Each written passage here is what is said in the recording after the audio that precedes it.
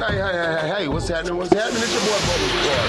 If you didn't know prior to this moment, you better know for sure. Anytime I'm rolling in Colorado Springs, I'm checking out Wake and Bake America. How could you not be listening to Wake and Bake? Hold it down with Cammy, Renee, and Mr. Trey.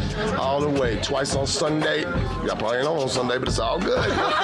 Y'all should be. Copywritten, so don't copy me.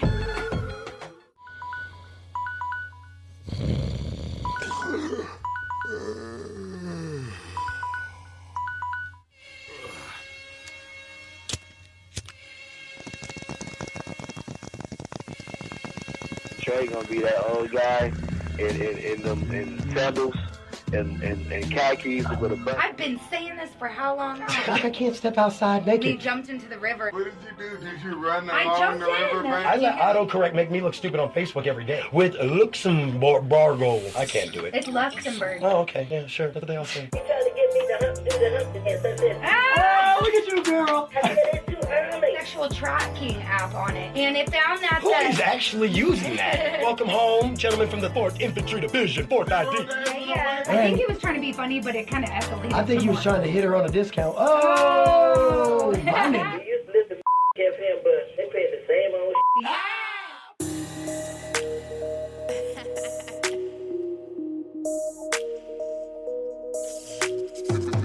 Wake and bake, wake and bake, wake and bake, wake and bake, wake and bake, wake and bake, wake and bake, wake and bake. I take a day out to wake and bake. I get up early to wake and bake. I tell my job I'm gonna be late. I might not go back into Tuesday.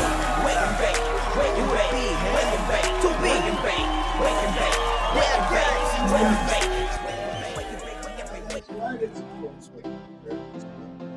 And you know that means we are a sucker live. Popping. Oh, that was weird. It wasn't picking me up, it was picking up the background. Okay. Still no clue where Chris is. He knew when we were starting. He is having technical difficulties. Not me, he is. We'll blame it on Chris today. What happened last week? Don't ask. None of your business. Of course, it is your favorite morning show. That's right. It's Wake and Bake America. And it is, of course, another episode of Wake and Bake America as we're getting ready to round out this beautiful season and head into spring break at the start of April before we kick off season number 9. But today, for your listening luxury, as I like to say, or for your listening luxuries, for today's show, that's right, today's got a show too. Every day's got a show, right? For today's show, we've put together a little bit of awesomeness. That's right. A little bit of yay, yay. What is that? Well, we were talking about the mystery, or should I say the history, or should I say the history? That's not a word. Of that beautiful, lovely topic known as the mystery of Oak Island. Yeah, snazzy topic. I have personally been watching this thing I forget when I picked it up. I want to say it was like the year before the pandemic when I started watching it. Might have been the year of the pandemic when I found it. I was a pretty busybody pre-pandemic. 3 jobs at the same time. 1 gigging and then 2 normal. 1 in radio and then a whole nother job doing something else. And oh yeah, big times, no time. So when it comes to this mystery from history,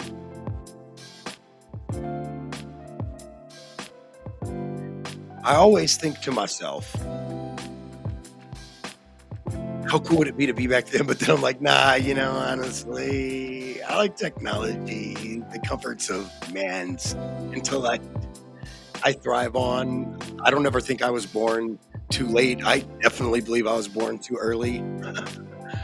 For all you anti-tech people, you've lost your fucking mind. You're out of it. You get no pass. You're crazy. They're always like, wasn't it better 200 years ago? I'm like, yeah, fucking great. People were dying of cholera and people didn't wash their hands, so they died of dysentery. But yeah, please, Head back, enjoy, take your ideals with you. You'll be back in 5 minutes if you knew how horrible the old times really were. Um, they're only people that loathe for those times blow my mind. I loathe for the history of those times, meaning learning from it. I don't want to live there. I'd actually rather live in the future when we have food replicators and starships that can go to other galaxies and just kind of kick it for a minute. That's my vibe. That's my jam. That's my salsa. Mm-hmm, mm-hmm, mm-hmm. So, um, always interesting. And when you look at history, though, so it's fun to watch this Oak Island mystery unfold. Um, give shout outs to the History Channel and the people that have produced that. Um, let's see here. I always like to give a big shout out to them because at the end of the day, it's the it's the people that produce these shows that tantalize us and get us to enjoy them so thoroughly. And but I also think that it's a bit of the actual legit 100% legit history here because I think that a lot of us, that's what we like love about it. That's what makes it so fun for us is because it's the mystery of not knowing. It's the mystery of trying to figure out like what really happened. You know what I mean? It's that kind of mystery. How It's the mystery of wondering what took Chris 6 minutes of airtime to get here. I'll give you the first two because stuff has to play intros and whatnot. You missed the Wake and Bake song, ho. I had technical difficulties. I clearly. Shout out to Two Piece. Oh, Now, what's shout out to Two Piece and the Wake and Bake America show song. Now that I've ripped Chris a little bit, hold on. We should probably play that one more time. Let's play it one more time. Oh, that beat is so fresh. You know what I'm saying? I'm gonna talk over it. yeah. That's what helps keep us legal. That's tight. Wake and bake, wake and bake, wake and bake, wake and bake, wake and bake, wake and bake, wake and bake. I take a day out to wake and bake. I get up early to wake and bake. I tell my job I'm gonna be late. I just want I to point need out, a cut of this. I do not have this song. I have rights to use this song. By the way, legal rights to use that song from Two Piece himself. The artist and creator of this song literally gave us the right to use it as our morning show song because Two Piece and I go back further than this show. We used to do shows together that were the shows that made me. You get what I mean? Right. I featured for him one time when he was the headliner. I was his featured opening act. Yeah. That means you go on stage right before him. It's So prime real estate. It's the best spot you want to be.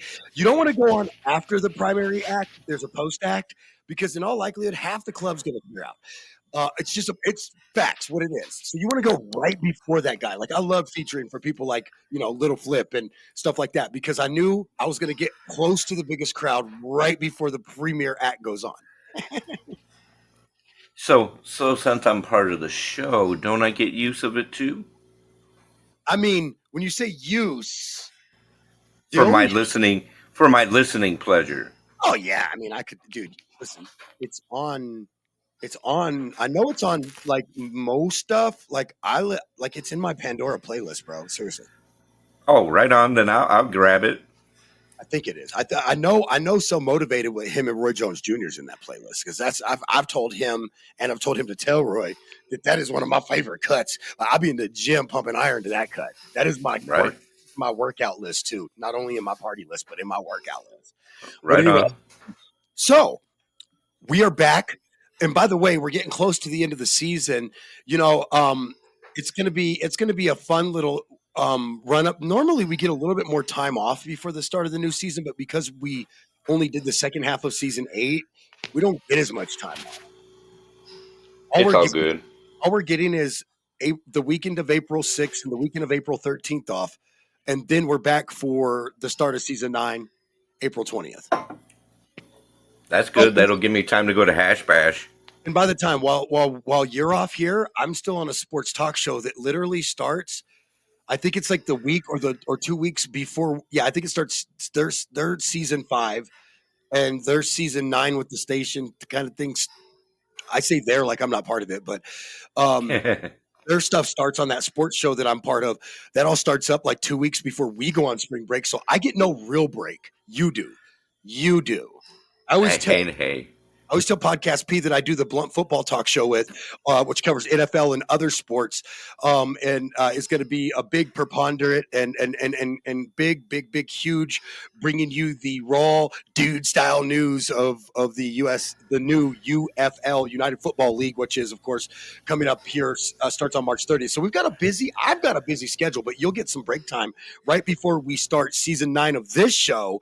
Yes, that's right, folks. And by the way, I hate having to do my own pat on the back, if you want to call it that. I hate having to do my own shout out, if you want to call it that. We are back. We're unstoppable. No. You can't do that. I'd have to like send you a list of accolades I need you to go over. Seriously though. Right on. No, because so here we go. It is 2024. Okay. I've now completed 10 years of sports broadcasting. Okay. 25 years in entertainment, and not just the BS stuff, but signed in 1999. So 25 years of entertainment, right? Just it's been a long career. It's the only career I've actually had that's lasted the entire time. The rest of my careers are just jobs, truth be told. So were you worried about Y2K? No, much like people who think vaccines don't work, not everybody was fucking nuts, if you want to know the truth. Right. All my friends were like, don't go anywhere, don't go outside. And I mean, even Kevin, my oldest boy, Kevin, his mom's dad, was like, we should all spend New Year's together so that no one dies. And I was like, all right. Dies alone? I'm like, are you guys making margaritas? I'll come over. Is this other shit? Right. Who's bringing the weed? I think I ultimately ended up going over there for Christmas and New Year's to Leah's family, because not because they're crazy, but just because they're good people. And then believe me, my dude, I swear, like I date, what it is I date people whose family members are extremely susceptible to bullshit. That's all I got. So let's get into the show today. What do we have? We have the Curse of Oak Island. I was warming people up when you first came in. I have, instead of trying to cover everything, like the title says, we could never cover, 11, going on almost now, this season will be coming to the end here in May. So going on 11 years of Oak Island mysteries, right? And that's only with the current searchers, though. Yeah, what's nice? Yeah. And I'm just talking about just the TV show that's been on the History Channel. Has just been the last 11 years. That's not including the historically. And that's what I was talking about when you first came in. Is that history's fun. I would do better off in the future. I'm not one of those people that thinks, hey, we should go back to a time. I was saying this earlier in the show before you got in here. Hey, we should go back to a time when dysentery was like a thing. And yeah, no thanks. Well, typhoid Mary didn't wash her fucking hands. Like, we should go back to that. And I'm like, no. Or anything else for that matter. Anything, if there's a utopian future, fast fucking forward me there. If it's like Star Trek, seriously, I mean, it's not a joke. Like, the aliens can come pick me up now. I've literally held out a sign that says, you left me in this trailer park, now come back and get me. I'm down as long as he ain't probing me. No, I don't want to be probed. That's, I mean, I guess if you knock me out, no. Ribs, and then I don't have to remember it, we're good. But no, they want you to remember, freaks. Yeah, fucking dirty freaks. Anyway, so and in alien code, they're like, no, we keep you awake because that's your constitutional right in our world. See everything that happens, and we're over here like, we're not built for that yet, man. Like, put me out, dude. I will give that right up. Right? Is there a waiver? Can I get the alien probe waiver, please? So, let's do this. Let's take it up a notch. Okay, no, that's a lie. But no, seriously, let's get into some of these bullet points. No, any of these could take us so far down a rabbit hole or off track. So, I had to write new stuff down because there was an episode that came out even this week, right? And there'll be another episode here after this. This show airs on a Monday, so there'll be another episode tomorrow night, right? And so, if I'm speaking in future terms where I want to live, food Right. replicator, food replicator. You really had me at we don't have to strive for food anymore. We can pursue our dreams and hopes as a being. You had me at. Right. I mean, honestly, like if you want to go be a fucking professional football player, go be one. You don't have to worry about going into debt for college and none of that stuff anymore. You know what I mean? Like Right. seriously, where do I sign up? And then somebody's like, "You're a Marxist," and I'm like, "No, no."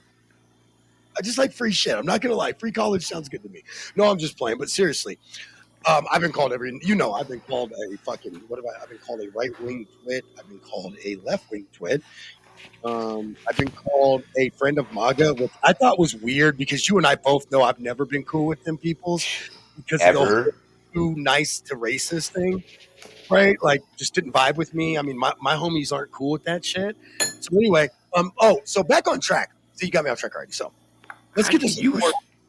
I'm blaming you because I have no one else here to blame. Haha. Let's talk about treasure. I knocked over a plant in the studio, so now I have to clean it up after the show. And because my dog likes to eat plant dirt, I have to like I'm alone.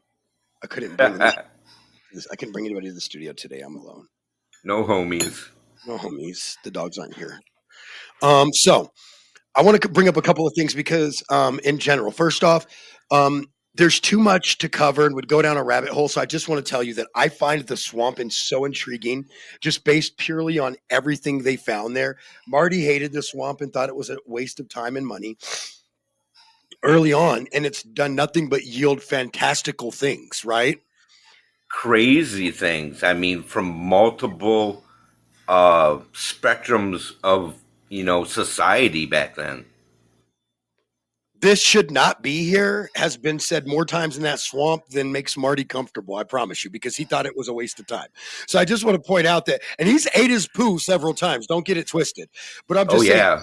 it's just funny because it's absolutely the golden truth of the truths of this show is that so much shit shouldn't be there. And we'll get to more of that. I have bullet points up the ass of shit that shouldn't be there, but I don't want to get into that yet. I want to focus briefly on what came out on the last episode that would have aired on. I'm sorry for context for folks that don't like the timeline because it messes with their head. They can't handle listening to a show even 6 months later because it's still relevant. I just want to say that that show aired on Tuesday, the 5th of March. Okay. And our show is airing here on the 11th of March. Okay. And so to put things into context, that's a week later, right? So this last week, the Garden Shaft, which by the way has been fantastical to me since they brought Dumas, the Dumas digging and drilling and mining company in. Because Dumas Mining, when they came in, dude, they started building the shaft, the downward shaft. Last season, ran into a few setbacks. There were some water issues with all kinds of stuff. Like they had to bring in. Well, I can't remember the name of that stuff they brought in, but it basically expands as it gets wet. It seals, leaks and floods and tunnels for miners and stuff like that. It's brilliant. Glorified spray foam. Bro, straight up, and whoever invented that, you saved lives. You saved lives. So, the last episode, they started to find hand cut and hand hewed wood. Adze cut or hand hewed wood. For those of you that don't know what adze cut is, it's a type of device to cut like a corner into a log, basically, or a slip notch into a log so you can slip it into another log, and that's how you build. I mean, honestly, that's how you weatherproof an old school, house. Again, reasons I don't want to live back then. Hand hewed wood. I don't know, using an adze and almost slicing your fucking foot off sounds great, right? No, it doesn't.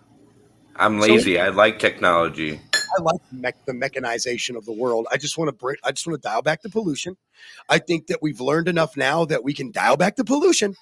But at the same time, I enjoy the finer things in life. Like I tell you right now, even the people that say they want to live back then, the minute they have to gut their own cow and then they get a parasite from it and die or get so sick that they almost die while their cousin dies right next to them, because you don't go to the hospital. You just die at home in a bed next to someone else dying. Anyway, or the first time a plague hits, they're going to be like, oh, I go back because even Corona and being stuck at home wasn't this bad. Send your ass to the dark ages during the Black Plague, motherfucker. You'll be back in 5 minutes. Speaking of the dark ages and Black Plagues and going way back into the times of times, right? Let's get into a couple of things. Now, first off, before we go too deep into history, I just want to bring up a conspiracy theory of mine that you and I have discussed that is not really like, listen, it's not like some stupid political conspiracy theories and all this dumb shit you see going on today. No, this is a legitimate, I wonder if point. Okay. They weren't now they weren't finding a whole lot of stuff, right? I mean, they were finding stuff, but they were really just kind of striking out and lucking out, right?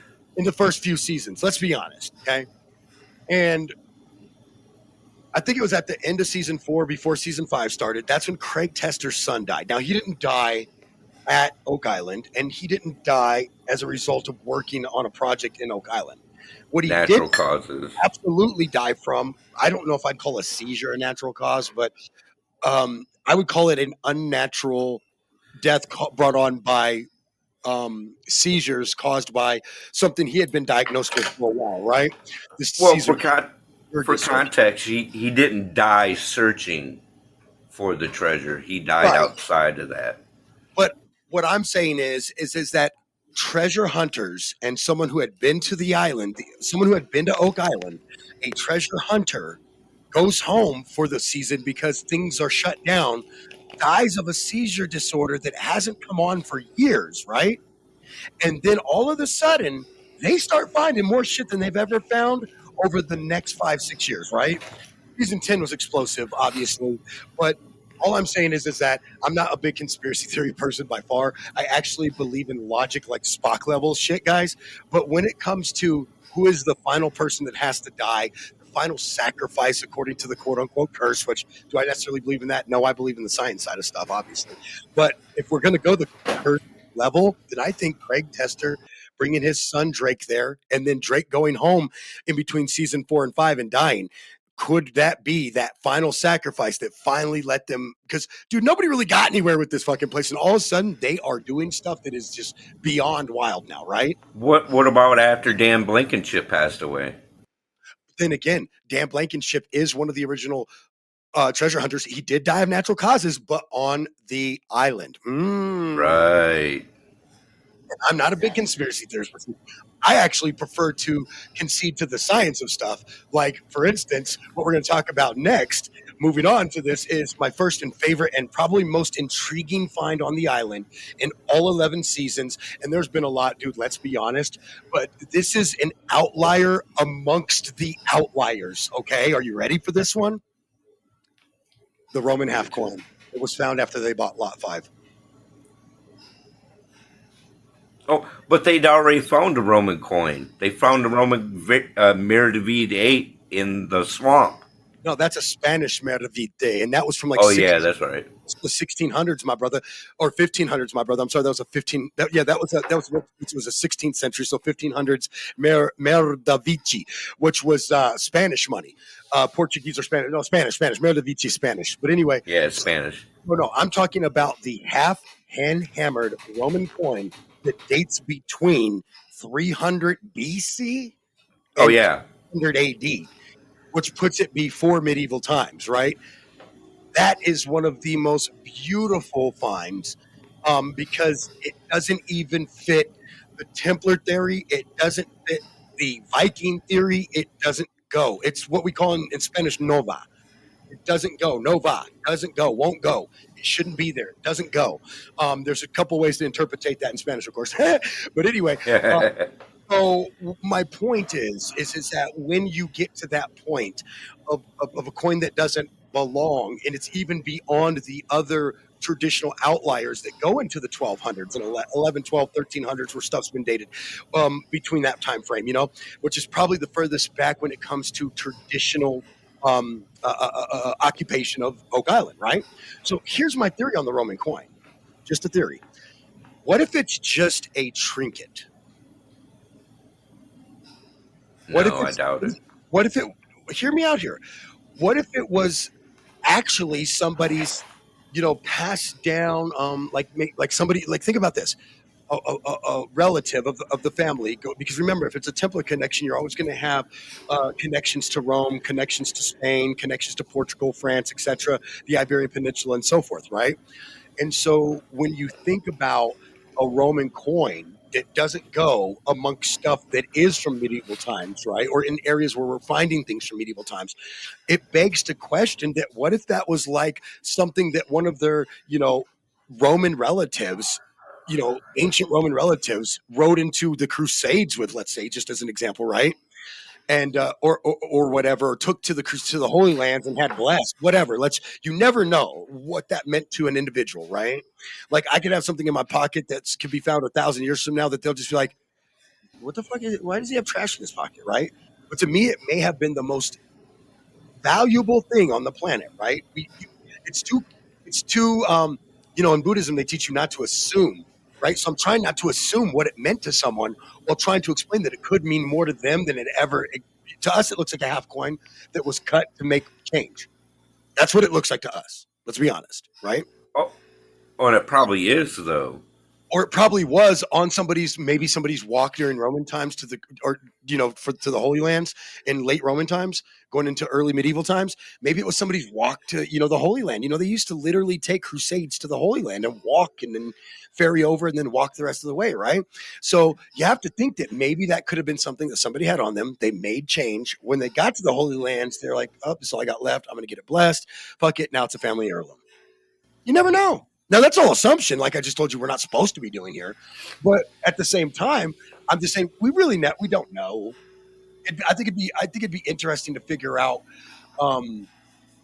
what that meant to somebody, but without some type of technological looking glass into the past. I think it'd be cool to invent something where you could look back. There'd be no more, like somebody go, I didn't do that, and we just pull up this past looking glass and see Trump try to overthrow the country, right? But like see him doing it, like and be like, oh snap, yeah, you lied, right? I think that would be very fascinating. I think to use it on somebody who did something yesterday would be rough. You know what I'm saying? For them. Yeah. But honestly, to use it to look like way back and just like, oh my God, we found this Roman coin. If you stick this on the tray, it will point you back to the life of this coin. And we just roll back to like the day it was made and see who made it, right? That'd be cool, I think. Boy, you're thinking real alien futuristic. I told you I don't belong here. I want to put me in a cryo chamber. No, I don't think that shit works. Actually, I'm not. But yeah, their purchase of Lot 5 has produced some of the best artifacts. Ooh. And even more questions, though. I mean, how many different ethnic voyagers made it to Oak Island? Did everybody really get along back then that they had a central bank? How far back? Well, yeah, actually, the Templars were a central bank. Right. Central banking system, essentially. So you could go back to at least like 1100, and we know that there was a banking system put in place and essentially, for those of you that don't know about the Templar banking system that's listening to this show, maybe first time you ever even heard about Oak Island, the Templar banking system was essentially that you could take your actual literal coin, copper, gold, silver, brass, etc., of money you had, and I know you're like brass, and I'm like, yeah, brass. That was precious metal back then. Back then, it was and it was one of the key components in brass that most people probably don't know. I know because I worked in metals, but one of the key components in brass is copper, and that's what makes it valuable. But anyway, there's a couple things in brass. What gives brass? Is it I think it might be a little bit of gold in brass that gives its color. Tin and copper. The tin and copper, and there's something else like zinc oxide or some shit. Yeah, some weird shit. But yeah, no gold. Zinc, first off, doesn't occur naturally. Just want to point that out. I mean, it doesn't a vegetable per se, but it doesn't occur like in a mineral sense naturally. And so zinc being added to metals has still been done for it's been at least 1,000, maybe 1,500 years minimum. No, I mean, I'm sorry. I take that back. It's got to be at least 1,000 BC. So at least 3,000 years, 3,000 years, we've been putting zinc into metals. Right, and I mean, even see a lot of the information that's coming out in Oak Island is eventually going to change history. eventually. I mean, while so what historians have to understand is that while you can argue the schematics of it, it could be debatable how we. The way I say is the word I use is how we got here, right? How we got here could be debatable. It really could. Absolutely. When you look at Oak Island, just a, And they have archaeologists now on the island, which I think is amazing. oh yeah, they have for I want to say going back to like season 4 or 5, 3, 4, 5, Yeah. 6, somewhere in there, they started getting some real pros, people who could like literally do scientific level testing. The affinity for data is one of my favorite things about the Lagina brothers because Right. it's like, okay, fine, and especially, I'm not gonna lie, Rick, the older brother, he's all about the Goonies. He's the little Yeah. brother. He's the little brother looking for One-Eyed Willie's treasure, right? No doubt about Right. it. Funny, the older brother is the little brother in Goonies, and Marty, the younger brother, who's actually more like the older brother in Goonies. It's like, come on, like you're gonna Right. get it old. And they're from Michigan. They're Michiganders. Yep. I think I do like about them. They're very Michigan-y too when they talk. It's great. They're two Italian guys from Michigan. It's great. He owns a winery up in Traverse City.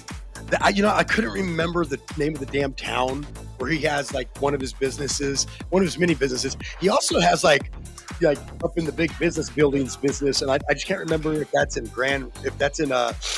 Lansing or Mining. Is it? They do mining. Yes. That explains a lot, actually.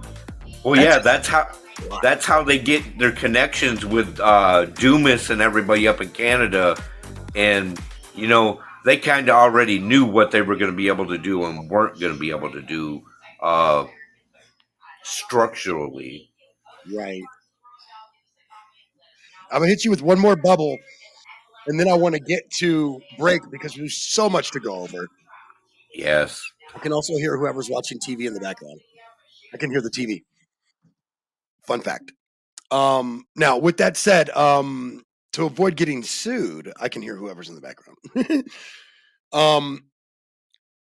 The person hearing them is not ever the issue. It's just hearing the TV. But anyway, so the well on lot 25, when they acquired lot 25, there's a well that didn't freeze over in the winter, which was, I'm also extremely interested by that. The well on lot 25, they got some twigs from the very bottom underneath the mud, underneath the muck, which likely means that the twig came from when the well was made or there shortly after. And the well traces between 11 and 1300, right? The bottom of the well, right? Yep. Then to go one step further, the well has silver traces in it. And it's the only place where silver's traced, actually, on the island. No. They have boreholes in the area around the garden shaft that have traces of gold and silver. Just gold and platinum, actually.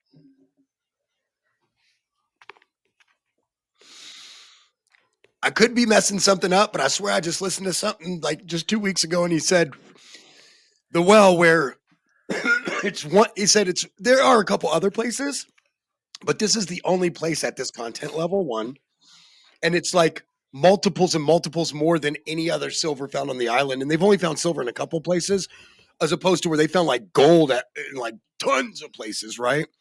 Right. And it makes sense because gold was still valued way higher than silver. But when you look at silver and gold's differential in values, you're talking about silver is like literally 1/10 the value of gold or something crazy like that. Yep. If that. Yeah. Especially now, gold's up there. Very true. So anyway, that well found on lot 25 on Oak Island, where they found just a beyond normal amount of silver trace in the water, thought that was pretty crazy. The fact that it dates between 11 and 1300 blew my mind, because you can say what you want to say, but why are we seeing, European, Templar and hiking and this and that culture all throughout the northern parts of Nova Scotia and up in that area, right? Why are we finding stuff that's dating to 11 to 1300?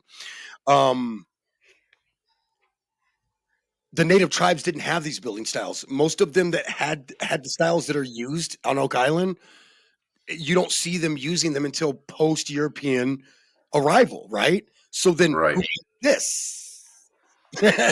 Always the beautiful question of Oak Island. Who built this? So rewriting history is the beautiful part of it. Now, I got to tell you a secret, buddy. Got to tell you a secret, man. Love you to death, dude. But that time. It's that time. We got to take a break. But when we get back, I've got a couple of fun Oak Island bullet points that we're going to be covering. Of course, the swamp stump that was recently found in the C14 testing that came back on that. That's the carbon testing. The tunnel under the garden shaft. Portuguese style something. I don't want to say the rest. You can figure it out yourself if you know. The pickaxe found that the testing just finally came back on that was found, I think, last year or the year before last. And then, of course, where did that chapel bolt go? Remember the original stuff they were digging for? Where'd that go? And then Zena's map. My golden, shall we say, since it's from France and the French Templar, the Beast de la Résistance. Yes. That map from Zena, dude, has blown my mind. As a thinker, as a science-driven individual, it has blown my effing mind, man. Let's go to break. This is your station. I like this right here. The People's Station. Monuments, Falcon. Here comes the heat, y'all. All right, it's time to have that talk. Yeah, I'm talking to you, homeowner. Don't you try to run away, townhome renter and apartment renter. Look, every time we move, they charge us a ridiculous amount of money. Every time you need something remodeled, those people charge you a ridiculous amount of money. So this time, when I moved, I got my whole deposit back. Now, I can't promise you the same results, but what I can tell you is I went through Quality Peak Customs. That's right. That's handyman and remodeling. And at Quality Peak Customs, they're going to take care of you the best they can to help you get the best job you can. So whether it's moving out and needing your apartment brushed up for the handover, your townhome, you want to rent that out, you need it fixed up for the big remodel, hey, that house. When's the last time you've done something? Well, when you do it, why don't you call Quality Peak Customs at 719-964-6871. That's 719-964-6871. You can also email Quality Peak Customs at qualitypeak.customs@gmail.com for your free quote today. You can check out Quality Peak Customs on Facebook as well. Let's go with Quality Peak Customs for your next move, your next remodel, or the next time you need a helping hand around your home. Can I talk to you, son? Sure, Dad. Hey, what's this? Your mom found this in your closet. No, that's not mine. One of the guys. Where did you get it? Where'd you learn to do this stuff? It's a podcast, all right? Learn from Control Alt Throw Against Wall. Control Alt Throw Against Wall. We may teach you stuff, but it won't be good. I thought it was great about filing bankruptcy and having terrible credit. Like, I no longer worry about identity theft. I give away my PIN numbers, my social security number, my mom's maiden name. If you can open up an account with that crap, good luck. Like 2 weeks after I filed bankruptcy, some guy stole my identity, and he actually tried to bring it back. I'm like, you dude, that's you now. Finders keepers. Maybe you can open up a prepaid credit card. You could help reestablish our credit. Hey, what's going on? It's the hungry hustling American Dream Afro Man. Wake and bake, America. Yeah, you're chilling with Mr. Ashtray. That's Mr. Trey, not Ashtray. You're listening to Mr. Trey, and you know why. Yeah. Yeah. It's time for Blunt Football Talk. In trouble, gets away. Mahomes racing with the bad ankle and all inside the 20. My concern is that Kyler doesn't come back until late in the year. And so Parsons on the move, and Micah Parsons is in. Hey, tell me you didn't grow up in the projects without telling me. I grew up with adjacent. Third long, it's Von Miller putting his stamp on this one. Things. Good for you. I hope it fucks your life up. I hope you fail. I hope you fall flat on your face. I'm like, these are my friends. This is us. A good ball comes out of his hand toward the end zone. Picks up. Feels bad for Deshaun Watson coming back and having terrible performance. J.K. Dobbins' hand. And the Kansas City Chiefs have won Super Bowl 57. This is Blunt Football Talk. That's pro football done. Unprofessional.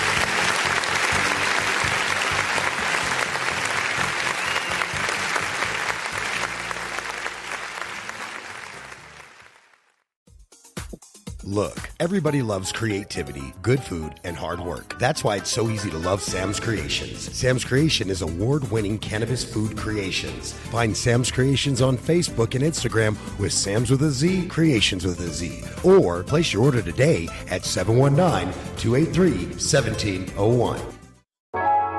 Hey, it's your girl, Cammie, Renee, and you're listening to Wake and Bake America Show. You know I bring you the best. We're smoking.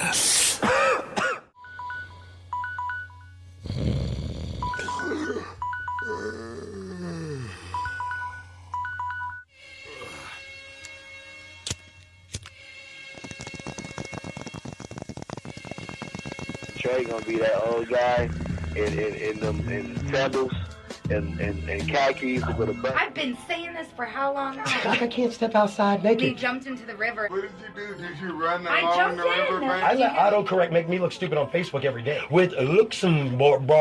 I can't do it. It's Luxembourg. Oh, okay. Yeah, sure. That's what they all say. You trying to get me to do the hump again, Sunset. Ah! Look at you, girl. I said it's too early. Sexual tracking app on it. And it found that Who is actually using that? Welcome home, gentlemen from the 4th Infantry Division, 4th ID. Yeah, I think he was trying to be funny, but it kind of escalated. I think he was trying to hit her on a discount. Oh! My nigga. They used to listen to FM, but they pay the same old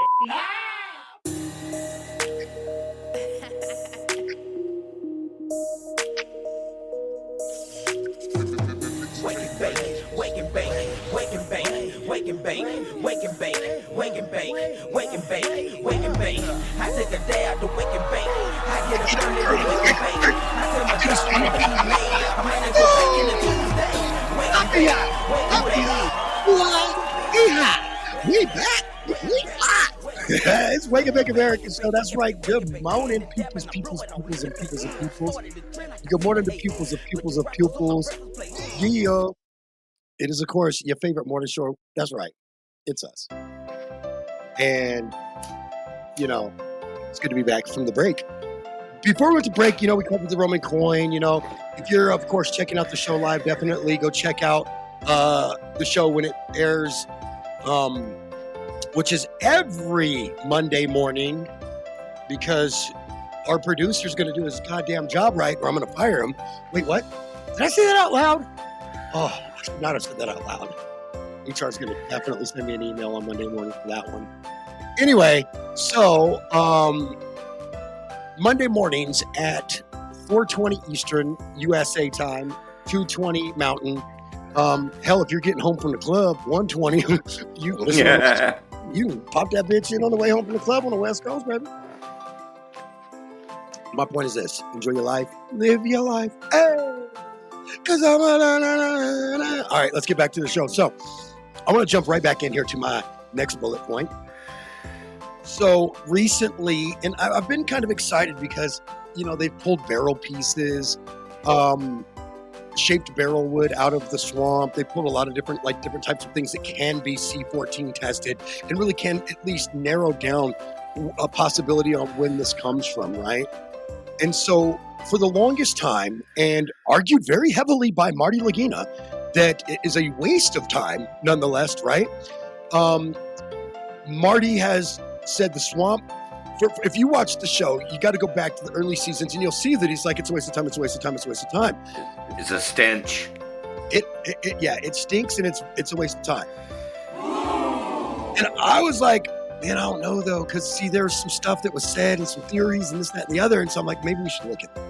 But of course, what a better place to hide shit though. Well, hear me out. It's not my money paying for the digs, so I'm like, yeah, let's look. Of course we should.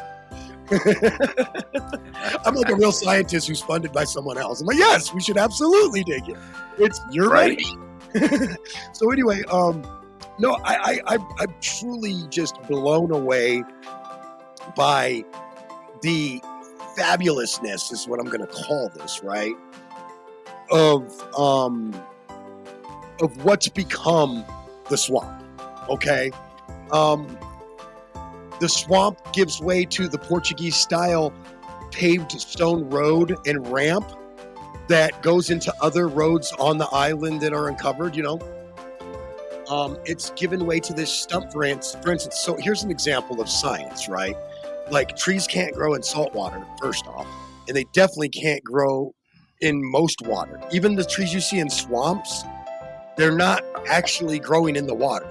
And those are a rare breed of trees, by the way. Just fun fact. Trees do well next to water, not in water. Very big difference, right? So they found a stump that was literally, you can see that the top, whatever tree was connected to, was quite large and was chopped down, right? With an axe. With a hand axe. Fun fact, that's very important. That's another reason why we wouldn't want to go back in time. Yeah, bro. When it takes you, like, when you literally got to chop firewood for the next week, and it takes all day to do that. All day to get 1 week's worth of firewood if you're lucky. You got help. And you're just literally for 15, 16 hours, however long sunlight is, right? Just swinging a fucking axe for firewood. You're right. People do not understand that. I'm like, no, I like a mechanized machine with a spinny, sharp wheelie thing that does that for me. Thank you. How about the gas that just comes into my house and kicks my heater on? Yeah, you know, that natural gas. So, let's get to why the stump became so important, right? So, the stump, right? Why do we want to talk about the stump? Why do I want to talk about the stump?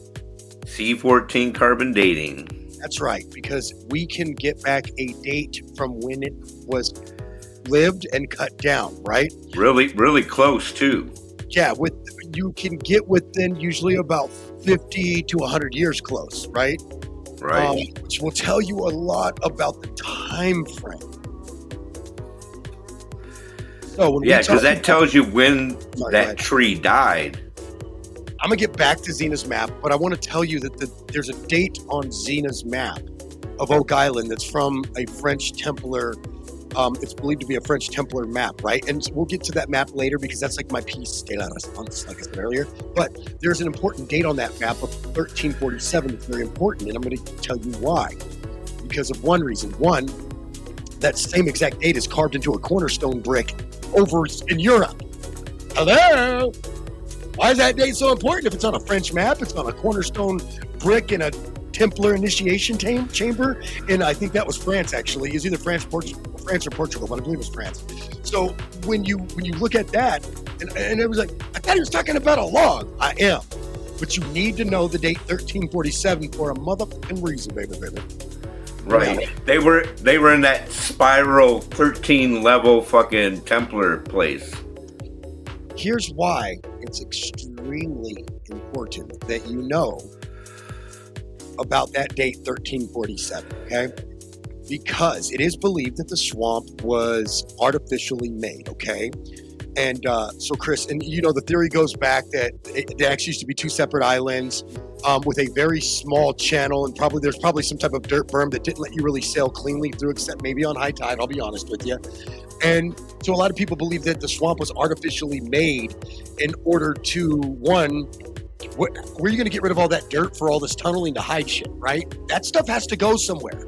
So they use that to fill in, create a false dam, use giant rocks to make a dam, fill in, and then the swamp gets created because it's not completely sealed, and that used to be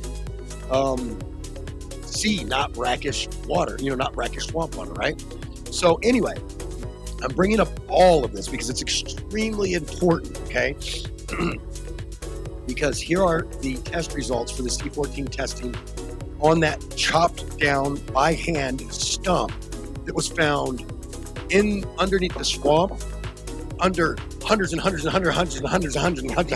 talking almost a millennia of muck. And this becomes extremely important, Christopher, sir, because The C14 testing results are as follows. That tree was chopped down in that swamp, which shouldn't be a swamp because trees don't grow in swamps, which means it probably was dry at some point, which means they probably dammed off the ocean so no water could get in. Why would you dam something off? To hide stuff. I just want to point that out. But anyway, because then you can let the water hide it later when you remove the water plug or whatever, right? Let's just go back to the booby trap tunnel. How we got here, right? What got us here? It was the water tunnel flooding, booby trapping shit. But anyway, so 41%. 41% that this is from 1290 80, okay? 1290 80, okay, to 1330 range, right? 54% that it is 1330 to 1350s time frame, like 1350, 55 time frame. The reason that's important is because what's the date on the voyage, what we believe is a voyage cornerstone date marker in France, 1347. This tree was basically, in all likelihood, cut down because as a result of that voyage. Do you see what I'm getting at here? Yeah, because they cut that tree down to use in the tunnels, and then, like you said, they dumped the dirt in the swamp. That's what I think, and that's why, even if the islands wasn't two islands, then that was a very that where the swamp is was probably like a shallow bay or something. You know what I mean? Right, like where reeds and stuff have grown over or whatever. Probably weren't able to sail in completely, is my guess, which is why the false dam was built, so that you could sail right up next to the dam and offload cargo.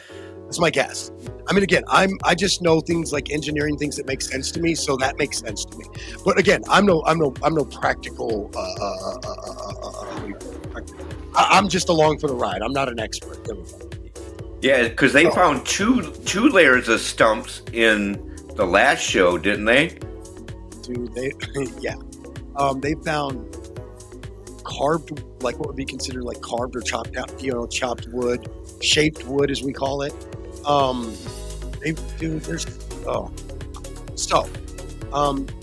We have to move forward on the wooding of there, but there's also some things that interest me too, like the tunnel under the garden shaft that they're just now getting to. And honestly, they found like wedged wood and stuff. You know what I mean? And I find that. How about that big boulder they just found in the swamp? That doesn't. Oh, the roll boulder. They found another row of boulders. Yeah, and it's just like boulders don't land in rows. Like glacier, the way glaciers move, boulders do anything but move straight. You know what I mean? Like they move around, but it's not in a perfectly straight line. It's complicated. Right. So, I think the tunnel under the garden shaft is about to get real freaking interesting thanks to Dumas mining and drilling team. I'm fascinated by it because there's clearly like a tunnel or something. There's wood structure that goes and keeps going towards what they call the blob and the baby blob. There's no explanation other than there's a tunnel. I mean, how would wood get down that deep? Right. That's what she said. No, anyway, I couldn't resist. We're still a fucking jacked up show. So the pickaxe found at 180 feet in shaft RF1, which would be in the money pit area. For those of you that aren't familiar with what that shaft is, it's the caisson shaft. They tested the wood on that, and so there's a couple of interesting anomalies there. One, that wood comes from the right time frame to match up with the Templar voyage, right?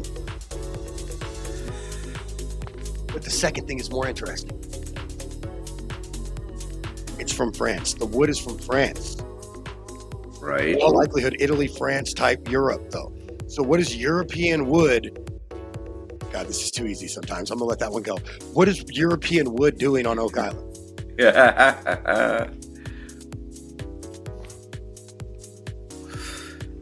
Only one explanation. It was brought there. I mean, it didn't float across the ocean. Well, and it was shaped and formed to be a pickaxe. So what is it doing in what would still be pre-Columbia Mesoamerica type the northern part of the United States and southern part of Canada area, right? So what's a pickaxe doing there with wood that literally can be isotoped to, this, that, or oxygen or whatever the hell the test was, I forget. But now it's the level of my intelligence. But my point is what the hell is that wood doing all the way here in the United States, just in that date and time frame, right? And made into a tool. And it's not all rando just laying on top of the ground like 10 feet deep, bro. No, this is 180 feet below ground. It's 18 stories below ground. Right, imagine just flip a 18-story building upside down and put the basement on the ground level, and that's how deep it was. Well, and then on top of that, like we talk about, like where did all the dirt go? The swamp makes perfect sense. Maybe it used to be like a low dirt berm, Yeah. So, and that's a lot of dirt. Like, guys, that's metric tons of dirt that's got to be moved, and so on and so forth. So, where did the chapel vault go? That's just really interesting. We had a lot of stuff that really seemed like with what the chapel vault described with, some type of cement and then wood and so on and so forth, right? And it seemed like early on in the adventure, like we're talking season 1, 2, 3, 4, that they were getting to the chapel vault, right? And it's just kind of disappeared into the underneath beyond, and it doesn't make a whole lot of sense. Like, where did the chapel vault go? I to this day still don't understand. Like, it seemed like they were right on top of it. Now, I know what happened. A rock plug thing gave way, and then the caisson fell down and likely knocked it off to the side. Like, I get what the theory is that behind what happened, but any progressive drilling to find the vault went basically nada tostada, Right, but I think they're hoping that the discovery of the possible tunnel in the garden shaft, they're hoping is going to lead them to where maybe that vault is. Dude, seriously, the garden shaft literally gets me worked up. I'm so excited. And after watching the episode from just this last Tuesday, I'm like, oh, look at this now. We getting somewhere. Goddamn garden shaft. I almost see the garden shaft as actually the money pit, because look at the water incident they ran into, and now they're running into a tunnel. Well, and circular type cut logs, which cracks me up, because what they're running into at 90 to 100 feet literally is like what was kind of described was cut down in the swamp. Well, no, what was described by the first original tunnel searchers, which were in the 1790s, I'm sorry. Yeah. I'm being told not to say dates by the producers because I screw them up. So, moving on. The final piece of our show today, which is probably, in my eyes, might be one of the most intriguing pieces of the mystery of Oak Island, right? And it's Zena Hefner's map. Okay. Now, this map has a few things on it that still haven't really been found, right? This map has had things found that have things pointed on this map.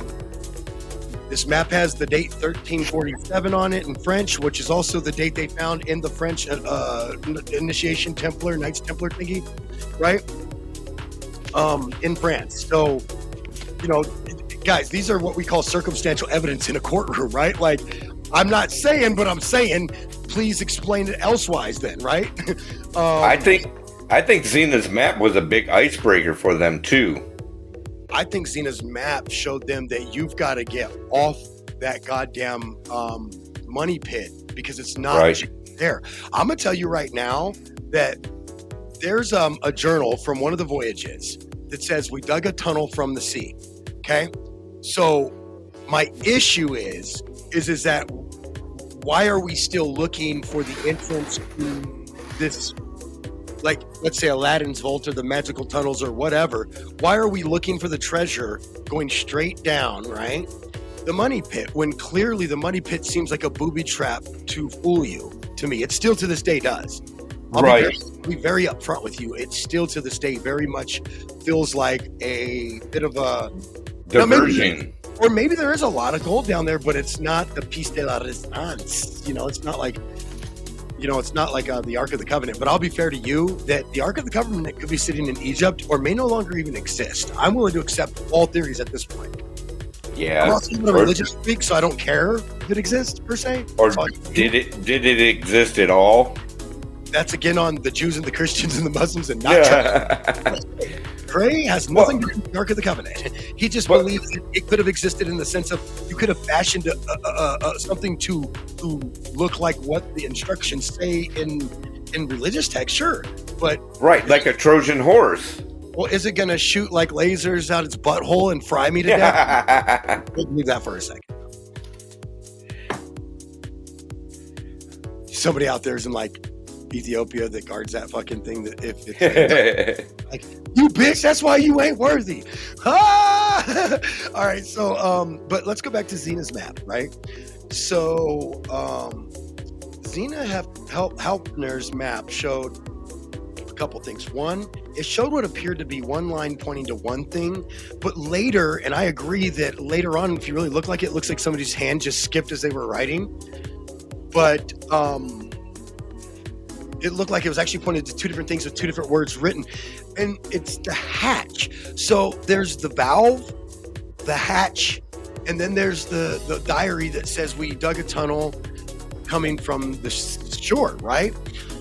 So could the valve be what shuts off the entire flood tunnel system? You read my mind. Yes. Well, because you read my mind. Basic engineering. And my dad's a steam fitter, pipe fitter, so I literally understand valves and how they work. Yeah, actually, if you don't know how they work, open up a book, and then you're gonna be like, oh, damn, that's right. And if you think about it, I mean, the map really gives you an instruction. Here's a valve. Here's a hatch. So a valve would, like I said, would indicate something that either turns on or turns off something, right? Right. Or plugs something, a valve plug, a valve stem, something, like, and maybe, I'm trying not to think too, what's the word? Too engineering, because these guys can open or close a door too. Yeah. Well, and also, a hatch. A hatch is a door. A hatch is another word for a door in French. Just fun fact. The difference between a door and a hatch is a hatch you go up or down through, and a door you go in through. Through. Yeah, in or out. Like left or right, in or out, forward, backwards. Yeah. Whereas hatch is up and down. That's the difference. So a hatch would be a door you go up and down through. A door is one forward, backwards through. But anyway, so the word hatch, I think is deliberately placed there. I just like. Is that where the well is? And then there's the whole foundational thing they found, and maybe that's where. There's so much, and and I do believe that there was work done by multiple groups over multiple times who may have had an idea of what the groups before them did, but maybe entirely didn't have all the answers, right? Well, but I think that multiple cultures that they found on the island in different areas, I think they all work together. Well, yeah, when you're talking about like French, Portuguese, Italian, Spanish, and even going to like the Knights Templars and the Sinclairs of Scotland, right? Responsibilities are passed down to different cultures to continue whatever they were trying to do. Yeah, like keep in mind, guys, Nova Scotia literally means New Scotland. And fun fact, I love Canada. We have a show on our show here, on our station here, that is a show from Canada. So I like to point out those little small fun facts. We love Canada. So, I did learn that through this show and other ways that Nova Scotia means New Scotland. So you have to understand that the St. Clair thing kind of fits too. And there's one thing though, when you start talking about like the Knights Templar, they would have put even their beliefs beyond their king, beyond the crown of their country. Many noblemen would have silently agreed to disagree with anyone that would have, would have went against what they were trying to do. They would have lied and said they were going on a voyage to find a new place when really they already knew it existed and were going there to hide shit they didn't want the king to have. There are so many reasons and so many fantastical stuff that is rewriting history as we speak.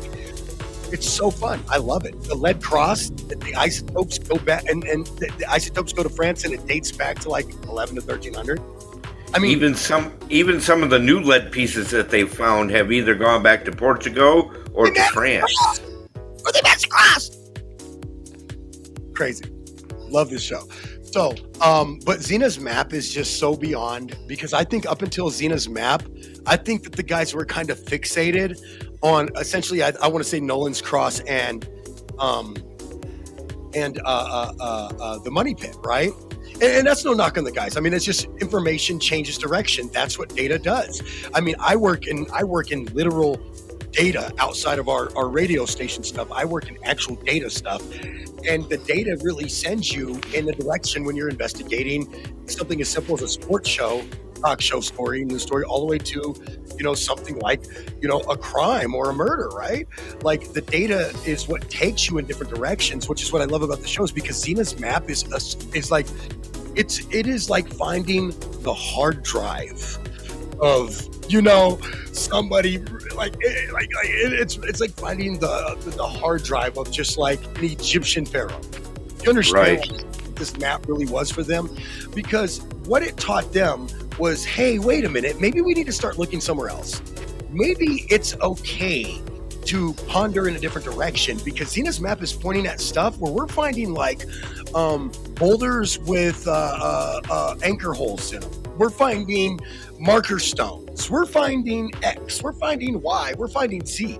And like I said, Xena's map just blew my mind, because things that started pointing at stuff, me, like my mind starts trying to calculate every possibility, like on some real like Doctor Strange time stone shit, right? And so my brain wants to know every possibility, but within that, it's a good thing, because while there are some fantastical things that I go, you're dumb, stop, just go move forward. Hey, look, we all have that ability, right? I have a fantastical moment, but then at my logical side, my hand goes up, we come in peace, Spock hands, and I go, stop it, get logical here. That's no. But move on. Hey, we should thank our listeners here.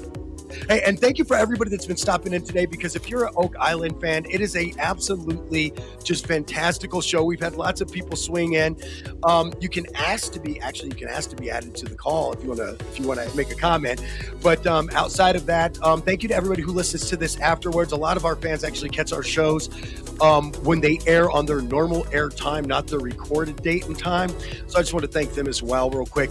But yeah, I've been stuck literally like you wouldn't believe on Xena's map. I've looked at it upside down, right side up. You know what I mean? Like I'm like, is there anything I'm missing here? Because I get cryptic thinking. And while I'm not trained in cryptography, that would be a class I'd be willing to take and maybe even pay for. Seriously. Right, but most people that know basic mechanics look at that, and like you said, you see the wording. I mean, put two and two together. Or people like me that play chess and are thinking like, okay, if you were trying to hide some shit, where would you hide it? Where would you put it? How would you hide it? I have that journalistic integral mind frame to always ask. I've been writing since I was a sports writer fresh out of high school. For those of you that don't know, for like 25 years, I've been writing sports and news. And I tell people it's the magical questions that you should be asking every time. These are taught to criminal investigators, lawyers, judges, defense attorneys, prosecutors, politicians. No, politicians are taught to dodge these actually. And of course, we're being honest here. We're gonna cut that fucking block of cheese. Let's cut it, baby. But anyway, and then of course, journalists are all taught. And for those of you that are listening, who, what, when, where, how, and why. They're the 6 integral questions that if you're not asking those and you're trying to, so first off, you should be asking them, never answering them. Let the data and the facts answer them. If you ask who, what, when, where, how, or why, and you're answering that, then you are driving your narrative and not letting the facts speak for themselves. That is what you're taught in journalism. That's what you're taught in criminal investigation. That's what you're taught in law. That's the facts. So anyway, but yeah, like I told you, Xena's map has got me geeking. I think the new discoveries of the garden shaft with the shaped wood that they just found at like between 90 and 100 feet, which is very interesting because we go back to talking about the original money pit. They hit that 90-foot mark and all of a sudden they start to go past that, and they lift up the stone and the flooding starts. And yeah, you know how the story goes, right? So yeah. Extremely fascinating to me. I just want to point that out. before we wrap up. And then I'm trying to see, man, I wrote really small. You know, my eyes are getting old. My son and me were comparing eyes, and I was like, you are way ahead of me on bad eyes, bro. That makes me worried. Anyway, I just think that look, I'm just going to tell you guys the truth. I think that the true entrance, the true way, the true how, if you would, right, to get into the tunnel, or to get into where real riches lie, or maybe just the way to figure it all out, I do believe starts with the hatch and the valve. And I don't believe for a second that the way into the money pit is through the or the way into any riches is technically directly through the money pit. I believe the original money pit led to the garden shaft, because I think that's what's playing out in front of our eyes, right?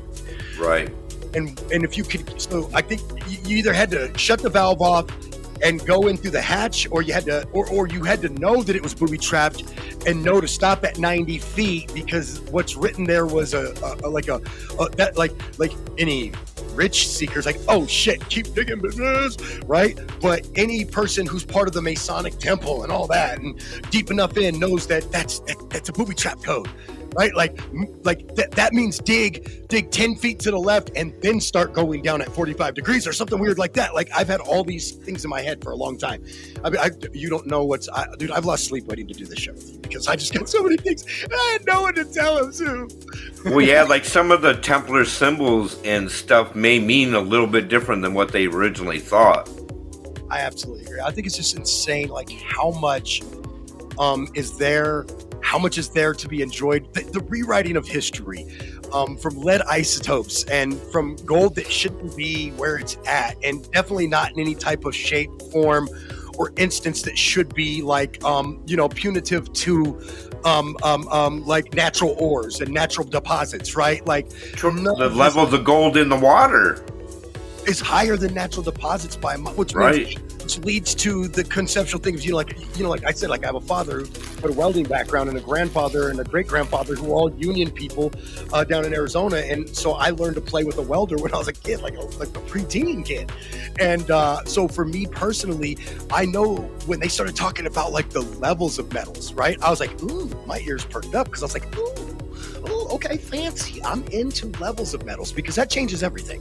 That changes what you see in water where natural deposits might be, versus what you're basically, the levels they're seeing would constitute refined gold. Simple and plain. I don't know any other way to say it. Yeah, no doubt about it. And enough of it to show up in fucking water leaching, which is insane. Okay, let's just keep it trio to the homies down. Trio, homie, trio. All right, so let's get out of here for this week. Next week, it's Bring It, Don't Sing It. So you need to bring a cannabis news story or two to discuss, okay? Got it. I will have two stories that are not political. Woo! Whoa. That's my two stories for next week. I don't have an answer for that, because I would like to do some real-time news and talk about something like that's fundamentally relevant to what's, to right now, but it not be political, because we just have so much coming up. For those of you that don't know, we'll be starting our 9th season of Wake and Bake America the week of 420. Obvious, right? Because that's when we launched our show 9 years ago on Blaze 98.5, the home of hip hop and cannabis friends. Anyway, but back to this, Wake and Bake America Radio here. We start our 9th season as a show and as a station and as a conglomerate. And so it's going to be very fun. But we also are starting it in an election year, which is ironic, because when it started on Blazin' 98.5 FM, it really did start an election year too. Yes. But we learned a lot. We learned how much that can consume stuff. No offense, but let's be honest, with the company, with the present company and the present opportunities and options, it takes up a lot of time. Let's just keep it real. And then we saw that happen again in 2020. So this time we decided to be prepared for it and let you know, like in the late summer and fall, it gets crunk up in this bitch when we come back the first week of September, because it is balls to the walls until the election. But leading up to that, we'd rather milk you on stuff outside of that. We're not cowarding out of politics. We just don't want to cover it. All right. we get it. It's a shit show. We agree it's a shit show no matter what our lines are. We're two very independent people. We're not a Democrat or a Republican. He's not and I'm not. We're actually both very independent. Absolutely. And we'll both ways. So we don't like to get into it all the time because we're like, look, it's like watching your parents argue. I'm like, you're both fucking stupid. But anyway, so at the end of the day, I do really want to thank all the fans and listeners that check in. Next week's going to be fun because Chris is going to have 2 cannabis stories. He is the professor, a literal genetic botanist, and a what's the word you call it? Where I can't think of what the word is. Where like he literally creates fucking weed strains, people. That's what Chris does in his personal time. He's absolutely on some balls level deep in some stuff on his personal time. And he does it legally, which is always something I like to say because we don't need heat. We live in Colorado and Michigan where this is okay. So, Chris, I just want to say thank you. For always, brother. Last 2 shows have been really fun, honestly. The Italian Barnett show with Cammie. Mind blowing. I'm still like every season with this damn show. I'm like, which is just fine, like a pile of gold. It doesn't have to be like life-changing gold, but enough to start changing the narrative. But at the same time, this has went from a treasure hunt to one of the most, in my personal opinion, one of the most profound and one of the most fundamental archaeological digs in the northwestern continental United States, because this stuff is predating Columbus, which means it's pre-Columbia. And then they're finding even things like coins and gold that come from where like South America and Mesoamerica. And so it is 3,000 years ago. Well, and that gold was probably just stolen from the Aztecs by the Portuguese and Spanish. We know that. But for instance, why were the Spanish and Portuguese on that island? Because there's the Mare de Vici, remember? From the 1500s. So you have to ask that question. You know, again, who, what, when, where, why? Okay, fine. I am not an anti-scientific person. We see the coin. Beautiful. But why were you here? Well, the only thing that connects all these different cultures, French, Portuguese, even late-term Vikings that were also like Vikings who had converted to Christianity and became Templars. So that's where you get some of the Scandinavian. Then you have the Sinclair family from Scotland, right? Where some of these people went to go hide when the Templars were being persecuted. Dude, there is so much rewriting of history here that is pre-Columbia, and this is scientific. This ain't somebody talking out their butthole. Oh yeah, this is indefinite, definitive scientific proof they have come up with. And the map lines up to shit they found of Xena, and the map date lines up to the brick in France, and it just gets what a minute. Listen, we could be here all day because there's literally 11 states for a reason, and that's just what they've been digging. That's not including the additional history behind that. Like for instance, for those of you that don't know, Delano Roosevelt himself, that's right, the president from the 30s that got the country out of the Great Depression, he was actually there digging as a young man in his 20s. Yes, indeed. Late teens, early 20s time frame. College, schoolboy. You got to remember, they didn't have the internet, and if you were banging chicks, you were supposed to be married. So this is what they would do for adventure. Would go try to find buried treasure and pick off with their friends. I mean, you got admired a little bit. But again, I still wouldn't want to live when people didn't wash their hands, dysentery, typhoid. I'm kind of a germaphobe, not going to lie. I mean, I'm not like Howie Mandel won't shake your hand. I'll just or after, don't be offended. Anyway, I'm going to get out of here for the day. Chris, thank you again for a fabulous show. I can't wait till next week. I'm glad you get a spring break, even though I have to work through it for the sports show because of the NFL draft and shit coming up. It's going to be fun. We got March. Yeah, but I'll be there. You'll come hang out with us on the show. But Blunt Football Talk, guys, it's right here on Wake and Bake America Radio if you're a sports fan. Blunt Football Talk primarily covers the NFL in the fall, but does dabble in all the other sports outside of the NFL season, and including premier, stupid, stoner, goofy guy coverage, of course, because what else would we be doing? Of course, our great friend and good buddy, the United Football League, which is what has become of the XFL and USFL merger. And because once again, Daddy's right, you cannot survive in the spring with 2 leagues. Hey, listen, I don't always enjoy being right because I like competition, but I also understand that you can't keep having people shovel money into a bankrupt opportunity. It just doesn't work. And so if merger, the only thing is look, I'm not gonna lie, I was screaming for the merger and then got fucked when my team was part of the death of the merger. My team, the Vegas Vipers, got killed during the merger, which is why I'm now a caw St. Louis Battlehawks fans. That's right, put your wings up, bitches. Ah! Okay, enough about sports show. This isn't a sports show. Although we will shout out things like, by the way, shout out to Caitlin Clark, not only breaking the women's record, which we did talk about for a brief second, but I just want to give Caitlin a shout out for breaking the scoring record, period. No matter what dangles or doesn't dangle between your dangle. Yeah. She is killing it, man. She gets into the WNBA, which I'm sure she will. She's going to be paid. All I'm doing is like Phoenix Mercury, because that's my WNBA team. I'm like, Phoenix Mercury, please figure out a way to move up. Draft her. It's not possible. Who's going to get her ain't going to not get her. Like, if you get what I'm saying, I ain't going to not get her, bro.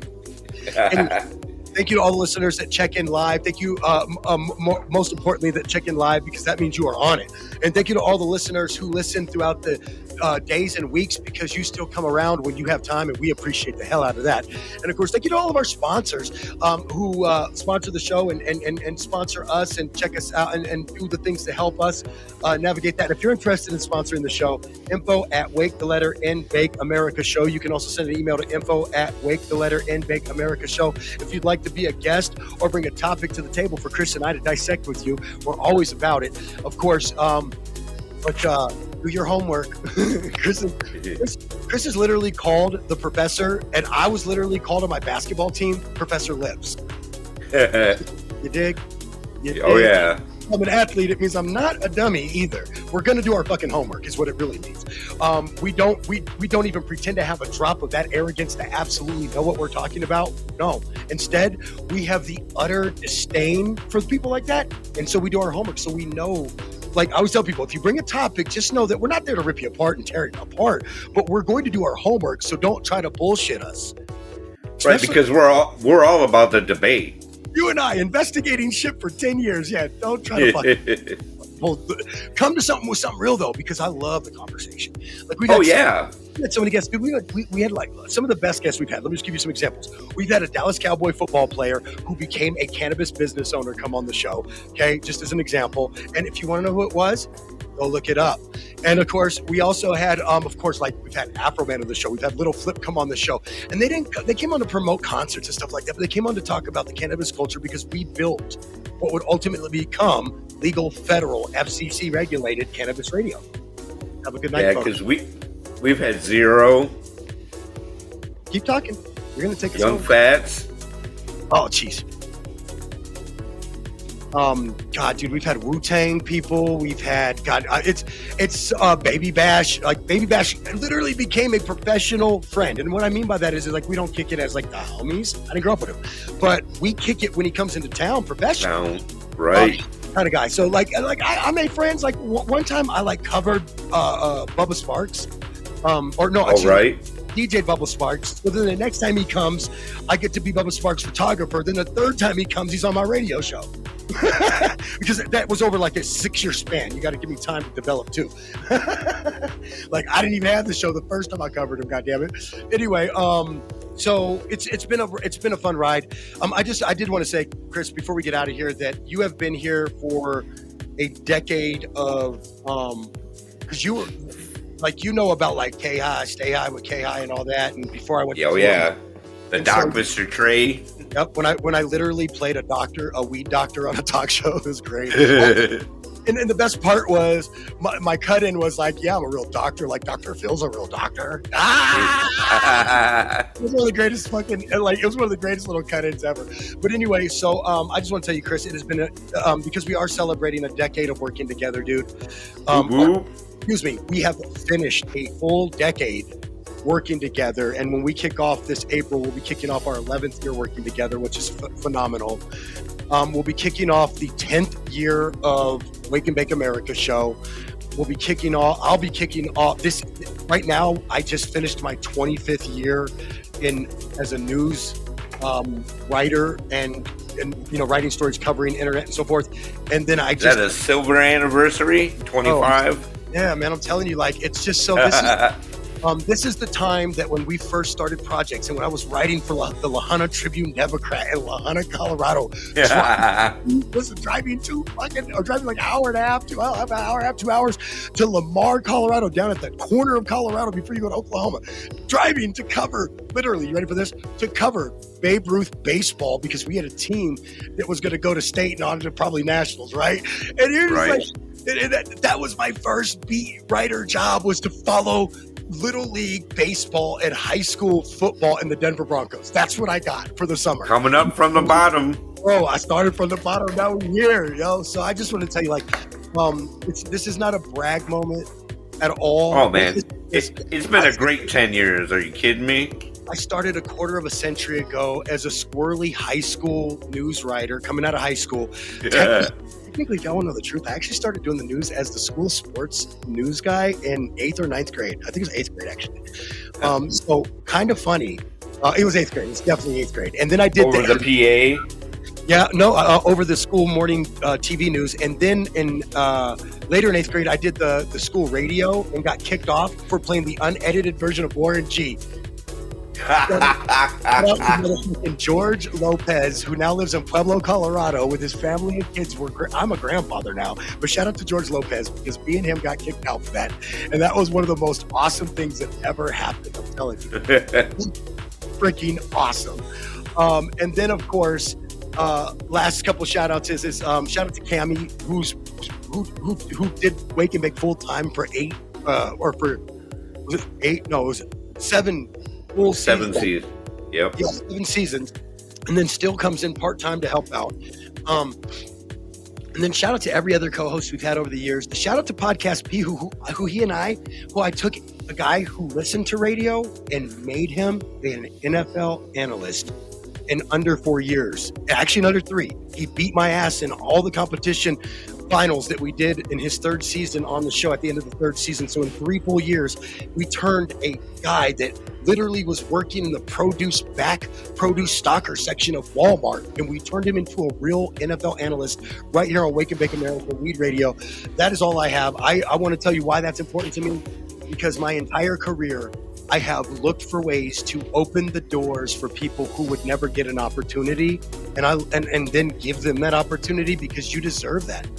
You deserve that. Every one of you deserve that. Every one of you deserve that. Every one of you deserve every piece of that. And whether, we spent forever together, it's okay. It's okay if we spent 5 minutes together. It's okay. The best part is we got to spend some time doing radio and podcast together. That's the point. And writing news and doing all this stuff for all my life and kind of in and out of it. But I've also been doing sports broadcasting for 10 years this year. Right on. Yeah, like that's actual broadcast covering teams on radio and TV and stuff. That was fun. Well, I just want to thank you for a wonderful 10 years. I hope we have 10 more. Man, you have absolutely been a gem, a piece of coal-covered diamond, I swear, because you were just a fan who won some tickets to Baby Bash.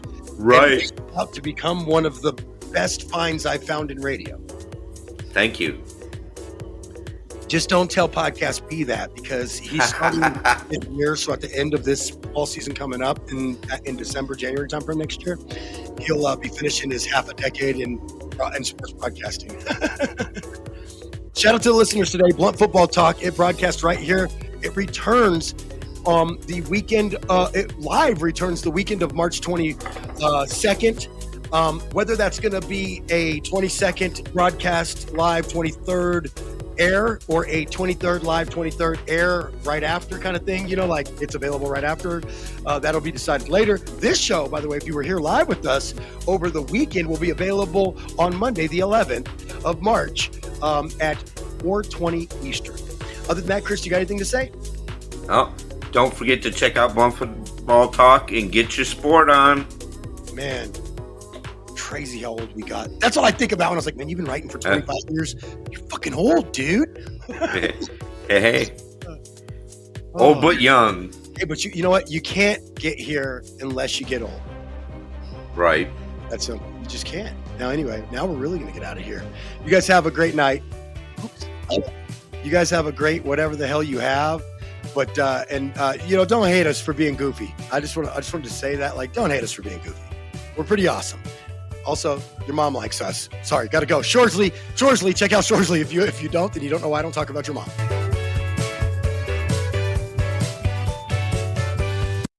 Hey, what's happening? What's happening? It's your boy Bubba Sparks. If you didn't know prior to this moment, you better know for sure. Anytime I'm rolling through Colorado Springs, I'm checking out Wake and Bake America. How could you not be listening to Wake and Bake? Holding it down with Cammy, Renee, and Mr. Trey. All the way, twice on Sunday. Y'all probably ain't on Sunday, but it's all good. Y'all should be. Copywritten, so don't copy me.